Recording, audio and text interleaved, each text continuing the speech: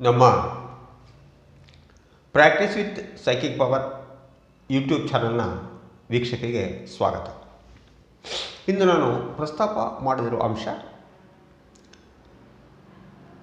ನಾವು ಒಂದು ದಿನಕ್ಕೆ ಎಷ್ಟು ನೀರನ್ನು ಕುಡಿಯಬೇಕು, ಆ ನೀರಿನಿಂದ ಆಗೋ ಪ್ರಯೋಜನ ಏನು, ಇದು ನಮ್ಮ ಟಾಪಿಕ್ ಹೋಗಿ ಮುಂಚೆ ಅರ್ಧ ನಿಮಿಷದಲ್ಲಿ ಒಂದು ವಿಚಾರ ಮುಗಿಸ್ತೀನಿ. ನಿಮಗೆ ಗೊತ್ತಿದೆ, ಆರೋಗ್ಯ ಕ್ರಾಂತಿ ಮಾಡುವ ಉದ್ದೇಶದಿಂದ ನಾವು 3 ದಿನಗಳ ಉಪವಾಸ ದೀಕ್ಷೆ ಇಟ್ಕೊಂಡಿದ್ದೀವಿ. ಆ ಕಾರ್ಯಕ್ರಮದಲ್ಲಿ ನಿಮ್ಮ ನೈತಿಕ ಬೆಂಬಲ ಬಯಸುತ್ತಾ ನಮಗೆ ಚಾನಲ್ಗೆ ಸಬ್ಸ್ಕ್ರೈಬ್ ಮಾಡೋಕ್ಕೆ ಮನವಿ ಮಾಡ್ತಾಯಿದ್ದೀನಿ. ಲೈಕ್ ಮಾಡಿರಿ, ಶೇರ್ ಮಾಡಿ, ಕಾಮೆಂಟ್ ಮಾಡಿ, ನಿಮ್ಮ ಸ್ನೇಹಿತರಿಗೆ ಹೇಳಿ ಸಬ್ಸ್ಕ್ರೈಬ್ ಮಾಡಿಸಿ. ಈ ಆಗಲಿ ನೀವು ಭಾಗಿಯಾಗಿ. ನೇರವಾಗಿ ಟಾಪಿಕ್ಗೆ ಬಂದರೆ, ಈಗ ನೀರು ಔಷಧವೂ ಅಲ್ಲ, ಪೋಷಕಾಂಶವೂ ಅಲ್ಲ, ಯಾವುದೇ ರೀತಿಯ ಈ ಕೆಮಿಕಲ್ ರಿಯಾಕ್ಷನ್ಸಲ್ಲಿ ಅದು ಭಾಗಿಯಾಗೂ ಆಗುವುದಿಲ್ಲ ನೀರು. ಆದರೆ ಔಷಧಿಗಳಿಗಿಂತಲೂ ಹೆಚ್ಚಿನ ಔಷಧಿ ಹೌದು, ಪೋಷಕಾಂಶಗಳಿಗಿಂತಲೂ ಹೆಚ್ಚಿನ ಪೋಷಕಾಂಶವೂ ಹೌದು. ಇಷ್ಟಕ್ಕೂ ನಮಗೆ ಉಚಿತ. ಅದೇ ಈಗ ನಮ್ಮ ದೌರ್ಭಾಗ್ಯತೆಗೆ ಸ್ವಲ್ಪ ಕೊಂಡ್ಕೊಂಡು ನೀರು ಕುಡಿಯೋ ಮಟ್ಟಕ್ಕೆ ತಲುಪಿದ್ದೀವಿ. ಅದು ನಮ್ಮ ಬ್ಯಾಡ್ ಲಕ್, ಅದು ಇರಲಿ. ಸದ್ಯಕ್ಕೆ ಉಚಿತ ಅಂತ ಇಟ್ಕೊಳ್ಳೋಣ.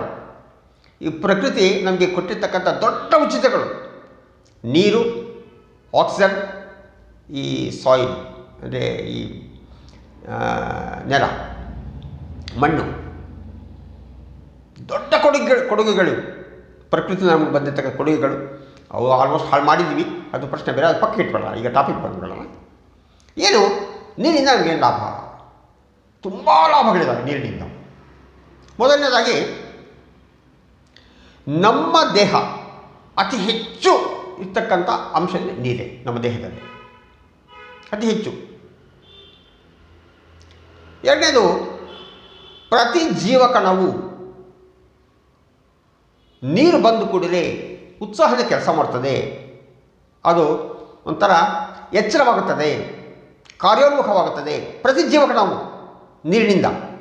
ನೀರು ಅಭಾವ ಆದರೆ ಸ್ವಲ್ಪ ಕಾರ್ಯಕ್ಷಮತೆ ಕಡಿಮೆ ಆಗ್ತದೆ, ಚುರುಕಾಗಿರ್ತಕ್ಕಂಥದ್ದು ಕಡಿಮೆ ಆಗ್ತದೆ. ಹಾಗೆ ನೀರು ಬೇಕೇ ಬೇಕು.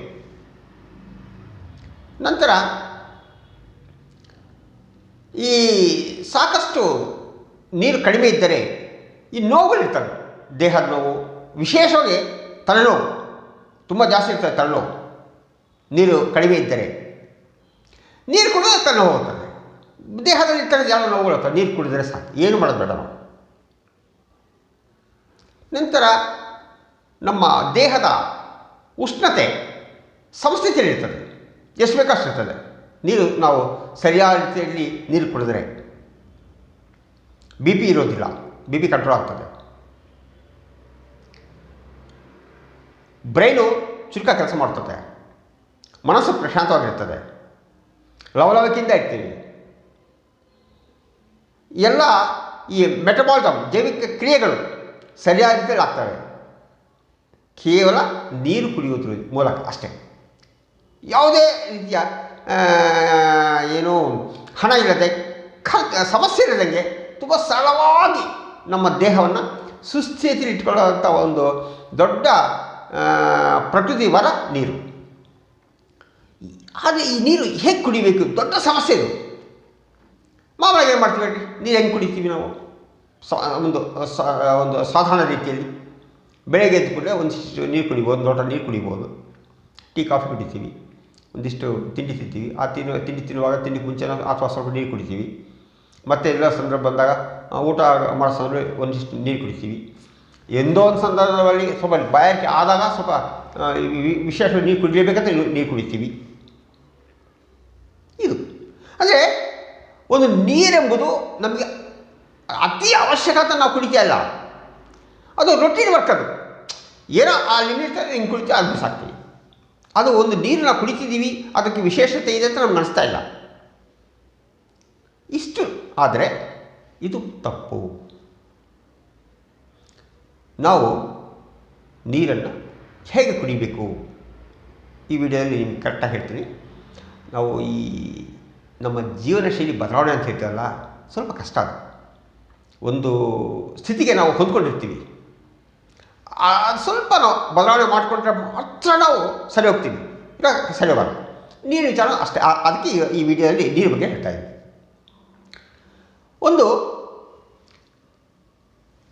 ಒಂದು ಒಂದು 50 kg 60 kg 70 kg ಇರ್ತಕ್ಕಂಥ ಒಬ್ಬ ವ್ಯಕ್ತಿಗೆ ಒಂದು ದಿನಕ್ಕೆ ನಿಮಗೆ ಕನಿಷ್ಠ ಒಂದು 3 ಲೀಟರ್ ನೀರು ಬೇಕಾಗ್ತದೆ. 2.5-3 ಲೀಟರ್ ನೀರು ಬೇಕಾಗ್ತದೆ. ಅದು ಹಾಗೇ ಇರಲ್ಲ. ಅವನು ತುಂಬ ಕಷ್ಟಪಟ್ಟರೆ, ಬಿಸಿಲು ಕಷ್ಟಪಡೋ ವ್ಯಕ್ತಿ ಆದರೆ ನೀರು ಜಾಸ್ತಿ ಬೇಕಾಗ್ತದೆ. AC ರೂಮಲ್ಲಿ ಕೂತ್ಕೊಂಡು, ಕಂಪ್ಯೂಟರ್ ಮುಂದೆ ಕೂತ್ಕೊಂಡು ಕೇವಲ ಬೆರಳುಗಳು ಮಾತ್ರ ಅಲುಗಾಡಿಸುವಂಥ ಕೆಲಸ ಆದರೆ ಒಂದು ಇನ್ನೂ ಕಡಿಮೆ ನೀರು ಅಗತ್ಯ ಇರ್ತದೆ, ಜಾಸ್ತಿ ನೀರು ಅಗತ್ಯ ಇರಲ್ಲ. ಅದು ಆ ಕೆಲಸ ಮೇಲೆ ಡಿಪೆಂಡ್ ಆಗ್ತದೆ, ಆ ವ್ಯಕ್ತಿಯ ತೂಕದ ಮೇಲೆ ಡಿಪೆಂಡ್ ಆಗ್ತದೆ. ಇವೆಲ್ಲ ಬೇರೆ ಬೇರೆ ಅಂಶಗಳೆಲ್ಲ ಇರ್ತವೆ. ಇರಲಿ, ಒಂದು ಆ್ಯಾವರೇಜ್ ಒಂದು 3 ಲೀಟರ್ ನೀರು ಕುಡಿಬೇಕು ಪರ್ ಡೇ ಅಂತ ಇಟ್ಕೊಳ್ಳೋಣ. ಸ್ವಲ್ಪ ಹೆಚ್ಚು ಕಡಿಮೆ ನಡೀತದೆ, ಸ್ವಲ್ಪ ಕಡಿಮೆ ಆದರೂ ನಡೀತದೆ, ಸ್ವಲ್ಪ ಜಾಸ್ತಿ ಆದರೂ ನಡೀತದೆ. ಸ್ವಲ್ಪ ಜಾಸ್ತಿ ಆಗಲಿ, ಕಡಿಮೆ ಮಾಡ್ಕೊಳ್ಳೋದು ಬೇಡ. ಏನು ಜಾಸ್ತಿ ಆದರೆ ಏನಾದರೆ ಯೂರಿನಲ್ಲಿ ಪಾಸ್ ಆಗ್ತದೆ ಅಷ್ಟೇ, ಇನ್ನೇನಾಗ ನೀರು. ಅದು ಯಾವ ಥರ ಕುಡಿಬೇಕು ಅಂದರೆ, ಬೆಳಿಗ್ಗೆ ಎದ್ದುಕೊಂಡೆ ತುಂಬ ಚೆನ್ನಾಗಿ ಕೇಳಿಸ್ಕೊಂಡಿದ್ದನ್ನು ಸುಮಾರು ಒಂದು ಅರ್ಧ ಲೀಟರ್ ನೀರು ಕುಡೀರಿ, ಜಾಸ್ತಿ ಬೇಡ. ಕೆಲವರು ಹೇಳ್ತಾರೆ 1 ಲೀಟ್ರ್ ಕುಡಿಬೇಕು, ಅದು ಸರಿಯಾದ ಕ್ರಮ ಅಲ್ಲ. ಅರ್ಧ ಲೀಟ್ರೇ ಜಾಸ್ತಿ, ಬೇಡ, ಅರ್ಧ ಲೀಟ್ರ್ ನೀರು ಕುಡೀರಿ. ನೀರು ಕುಡಿದ ನಂತರ ನಾವು ಮಲ ವಿಸರ್ಜನೆ ಆಗಬೇಕು. ಆ ಥರ ನಾವು ಅಡ್ಜಸ್ಟ್ ಆಗಬೇಕು. ಆ ಥರ ನಮ್ಮ ಆ ಥರ ನಾವು ಸೃಷ್ಟಿ ಮಾಡ್ಕೋಬೇಕು. ಅರ್ಧ ಲೀಟ್ರ್ ನೀರು ಕುಡಿದುಕೊಂಡ್ರೆ ಸ್ವಲ್ಪ ಒಂದು ಅರ್ಧ ಗಂಟೆಗೆ ನಮಗೆ ಮಲ ವಿಸರ್ಜನೆಗೆ ನಾವು ಹೋಗಬೇಕು. ಅದು ಒಂದು. ಅದು ಸ್ವಲ್ಪ ಬಿಸಿ ನೀರು ಕುಡಿದ್ರೆ ಇನ್ನೂ ಅನುಕೂಲ. ತುಂಬ ಬಿಸಿ ಅಲ್ಲ, ಉಗುರು ಬೆಚ್ಚನ ನೀರು ಕುಡಿದ್ರೆ ಅನುಕೂಲ. ನಂತರ ತಿಂಡಿ ತಿನ್ನೋ ಸಂದರ್ಭದಲ್ಲಿ, ಊಟ ಮಾಡೋ ಸಂದರ್ಭದಲ್ಲಿ ನೀರು ಕುಡಿಯೋದು ಬೇಡ. ಇನ್ನು ಸ್ವಲ್ಪ ಚೂರು ಒಂದು ಅರ್ಧ ಲೀಟರ್ ನೀರು ಕುಡಿಬೋದು ಅಷ್ಟೇ, ನೀರು ಕುಡಿಯೋದು ಬೇಡ. ಊಟ ಆದ ನಂತರ ಅಥವಾ ತಿಂಡಿ ಆದ ನಂತರ ಸುಮಾರು 1 ಗಂಟೆ ನಂತರ ಮತ್ತೆ ನೀರು ಕುಡಿರಿ. ಎಷ್ಟು ಕುಡಿಬೇಕು? ಇದು ನೀರು ಕುಡಿಯೋದೇ ಎಷ್ಟು ಕುಡಿಬೇಕು? ಯಾವುದೇ ಕಾರಣಕ್ಕೂ ನೀವು ಒಂದು 1/4 ಲೀಟರ್ ಅಂದರೆ ಒಂದು 250 ಮಿಲಿಲೀಟರ್ ಅಷ್ಟಕ್ಕಿಂತ ಜಾಸ್ತಿ ಕುಡಿಬೇಡಿ. ನೀರು ಕುಡಿಬೇಕು ಅಂತ ಎಷ್ಟು ಹೇಳ್ತೇನೋ ಒಂದೇ ಸಮಯ ಜಾಸ್ತಿ ಕುಡಿಬೇಡ್ರಿ. ಇದು ಭಾಳ ಮುಖ್ಯ ಇದೆ. ಇನ್ನೊಂದು ಗಂಟೆ ಆದ ನಂತರ ಮತ್ತೆ 1/4 ಲೀಟ್ರ್ ಕುಡೀರಿ. 1 ಗಂಟೆ 1/4 ಗಂಟೆ ಆದಮೇಲೆ ಮತ್ತೆ 1/4 ಲೀಟ್ರ್ ಕುಡೀರಿ. ಬೆಳಗ್ಗೆ ಮಾತ್ರ ಅರ್ಧ ಲೀಟರ್. ನಂತರ ಪ್ರತಿಯೊಂದು ಗಂಟೆಗೋ 1.5 ಗಂಟೆಗೋ ಸಮಯ ನೋಡಿಕೊಂಡು 1/4 ಲೀಟ್ರ್ ಕುಡಿತಾ ಹೋಗಿ. 10 ಸಾವಿರ ಕುಡಿದ್ರೆ ನಿಮಗೆ ಅಲ್ಲಿಗೆ ಸುಮಾರು 3 ಲೀಟ್ರ್ ನೀರಾಯಿತು. 2.5 ಲೀಟರ್ 10 ಸಾವಿರಕ್ಕೆ 2.5 ಲೀಟರು ಪ್ಲಸ್ ಒಂದು ಅರ್ಧ ಲೀಟ್ರ್ ಕುಡಿದಿರ್ತೀವಿ, ಒಂದು 3 ಲೀಟ್ರ್ ಆಯಿತು. ಇಷ್ಟೇ, ಇವೆರಿ ಸಿಂಪಲ್. ಜಾಸ್ತಿ ಕುಡಿಬಾರ್ದು. ಒಂದು ಸಾವಿರ ಲೀಟ್ರ್ ಕುಡಿಯೋದು ಇವೆಲ್ಲ ಮಾಡಬಾರ್ದು. ಸಂದರ್ಭ ಎಲ್ಲೋ ಬಿಸಿಲಿಗೆ ತುಂಬ ಎಲ್ಲೋ ಹೋಗಿ ಬಂದಿರ್ತಾರೆ, ಆವಾಗ ನೀವು ಅಬ್ಸರ್ವ್ ಮಾಡಿ ಘಟ ಕುಡಿದ್ಬಿಡ್ತಾರೆ ಒಂದು ಅರ್ಧ ಲೀಟ್ರ್ 3/4 ಲೀಟರ್. ಅದು ಬೇರೆ, ಅದು ವಿಶೇಷ ಸಂದರ್ಭ. ಮಾಮೂಲಿ ಪರಿಸ್ಥಿತಿಯಲ್ಲಿ ನೀವು 1/4 ಲೀಟ್ರಿಗಿಂತ ಹೆಚ್ಚು ನೀರು ಕುಡಿಬೇಡಿ. ಇದು ಒಂದು.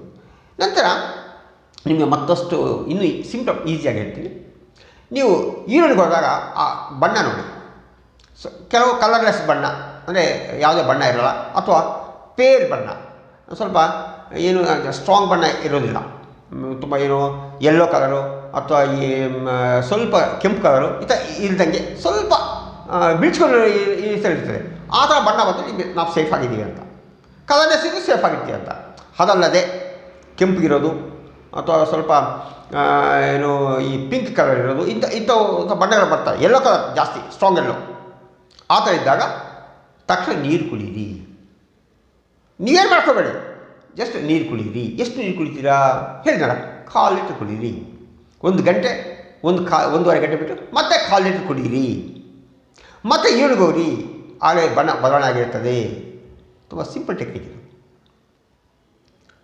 ನಂತರ ಈಗ ಈ ನೀರು ಅಂತ ಹೇಳಿದ್ವಲ್ಲ, ಬೇರೆ ಬೇರೆ ರೂಪದಲ್ಲಿ ನೀರು ಹೋಗುತ್ತೆ ನಮಗೆ. ಊಟ ಮಾಡುವಾಗ ಸಾಕಷ್ಟು ತಿಂತೀವಿ, ಅದರಲ್ಲಿ ನೀರಿರ್ತದೆ. ಮಜ್ಜಿಗೆ ಹಾಕ್ಕೊಳ್ತೀವಿ, ಅದರಲ್ಲಿ ನೀರಿರ್ತದೆ. ರಾತ್ರಿ ನಮ್ಮ ಸಲಹೆ ಪ್ರಕಾರ ನೀವು ಆಹಾರ ನಿಯಮಗಳ ಪ್ರಕಾರ ನೀವು ಹಣ್ಣು ತಿಂತೀರಾ, ಪ್ರತಿ ಹಣ್ಣಲ್ಲಿ ನೀರಿದೆ. ಪಪ್ಪಾಯ ನೀರೇ, ವಾಟರ್ ಮೆಲನ್ ನೀರೇ, ಎಲ್ಲವೂ ನೀರಲ್ವ ಅವೆಲ್ಲ. ಮಾವಿನ ನೀರೇ, ಸಪೋಟ ನೀರೇ, ಎಲ್ಲ ನೀರೇ. ಅದು ಅವರು ಕೌಂಟ್ ಆಗ್ತವೆ. ಆದ್ದರಿಂದ ನಾವು ಏನೇ ನೀರನ್ನು ನಿರ್ಲಕ್ಷ್ಯ ಮಾಡಬಾರ್ದು ಹೇಳ್ತಿರೋದು. ನೀರು ಕುಡಿಯೋದು ನಿರ್ಲಕ್ಷ್ಯ ಮಾಡಿ ನೀರು ಕುಡಿಯೋದು ಅಂತ ಹೇಳ್ತಿರೋದು ನಾವು. ಮಾಮೂಲಾಗಿ ನಮ್ಮ ಪ್ರಕಾರ ಒಬ್ಬ ವ್ಯಕ್ತಿ 1 ಲೀಟ್ರ್ ನೀರು ಕುಡಿಬೋದು, ಮ್ಯಾಕ್ಸಿಮಮ್ 2 ಲೀಟ್ರ್ ಕುಡಿಬೋದು. ಆ ಥರ ಬೇಡ, ಸ್ವಲ್ಪ ಅರ್ಧ ಲೀಟ್ರ್ 1 ಲೀಟ್ರ್ ಜಾಸ್ತಿ ಮಾಡಿ, ಇಷ್ಟೇ ಕೇಳ್ತಾರೆ ನಾವು. ನೀರು ಏನು ಇಟ್ಕೊಂಡು ಕುಡಿತಾ ಕುತ್ಕೋಬೇಕು ಮೀನಿಂಗ್ ಅಲ್ಲ ಅದು. ನಮ್ಮ ದೇಹಕ್ಕೆ ಗೊತ್ತಿದೆ ಎಷ್ಟು ನೀರು ಬೇಕು, ನಮ್ಮ ದೇಹಕ್ಕೆ ಗೊತ್ತಿದೆ. ಆ ನೀರು ಜಾಸ್ತಿ ಆದರೆ ನಾವು ನಮ್ಮ ದೇಹ ತಗೊಳ್ಳಲ್ಲ, ಇಷ್ಟಪಡಲ್ಲ ನೀರು ಕುಡಿಯೋಕ್ಕೆ. ನೀರು ಕುಡಿಯೋಕ್ಕೆ ಇಷ್ಟಪಡಲ್ಲ. ಏನು ಹೊಟ್ಟೆ ತುಂಬಿದಂಗಿರ್ತದೆ, ಸ್ವಲ್ಪ ಜಾಸ್ತಿ ಕುಡಿಯೋಕೆ ವಾಮಿಟಿಂಗ್ ಸೆನ್ಸೇಷನ್ಸ್ ಬರ್ತದೆ. ಅಷ್ಟು ನೀರು ಕುಡಿಯೋಕ್ಕೆ ಹೋಗಬೇಡಿ. ಏನೂ ಸಮಸ್ಯೆ ಇಲ್ಲ ಅಂದರೆ ಸುಮ್ಮನೆ ಬೇಕಾದ್ರೆ ಒಂದು ಖಾಲಿ ಇಟ್ಕೊಳ್ಳಿ. ಸಮಸ್ಯೆ ಅಷ್ಟು ಕುಡಿಯೋಲ್ಲ, ಕುಡೀರಿ.